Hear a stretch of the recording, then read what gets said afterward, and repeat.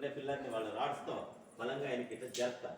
ఎప్పుడైతే వెనక్కి ఇట్లా పుష్ చేస్తారో ఇలా ఉండే పిల్లర్ వాళ్ళు కదిలిస్తేనే కొంచెం ఇట్లా బెండ్ అవుతుంది, తెలుస్తుంది అండి. సైడ్ వాలిపోయి కొంచెం బెండ్ అయినప్పుడు ఒక మూల కూర్చొని సార్ అట్లా.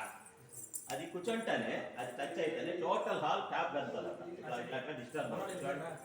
ఈ పిల్లర్ పైన అడ్డాడుకుందా పైన మీకు తెలుస్తుంది, సైడ్ ఒప్పుతున్నట్టు కనిపిస్తుంది.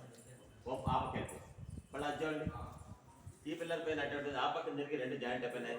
సెకండ్ లైన్లో జరగచ్చాయి. అప్పుడు ఇంజనీర్స్కి అర్థమైపోయింది టోటల్ హాల్కి ఇది ఈ పిల్లర్ బ్యాలెన్స్ చేసి పెట్టారు. ఇది వేలాడుతుంది అనుకోండి బిల్డింగ్ సేఫ్గా ఉంటుంది. ఇదే కూడా టచ్ అయింది అనుకోండి బిల్డింగ్ మొత్తం పడిపోతుంది. అట్లా పెట్టాక సెంటర్ ఆఫ్ గ్రావిటీ అనేది దీంట్లో ఉంది. ఇప్పుడు ఈ గ్యాప్ మనం చూపిస్తాను. కింద అయితే ఒక గ్యాప్ టచ్ అయింది కొంచెం, ఇప్పుడు తెలుస్తుంది.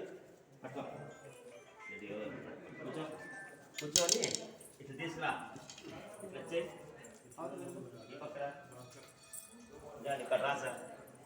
ఒక 2 ఇంచులే రాలే, 2-3 ఇంచులు. ఎందుకు రాలేదంటే పిల్లలు జరిపారు కాబట్టి వాళ్ళు అక్కడి నుంచి జరిపినారు. ఇది బెండ్ అయింది. బెండ్ అయినప్పుడు ఇక్కడ ఒక 3 ఇంచులు కూర్చోవాలి.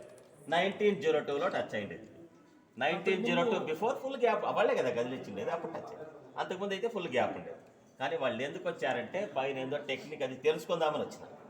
అది టచ్ అయితేనే వేరేటివి కదులుతానే ఇంకా భయపడి వదిలేస్తారు. మంచిగా అర్థం పడిపోతే కట్టలేదు కదా, అందుకని వదిలేస్తారు.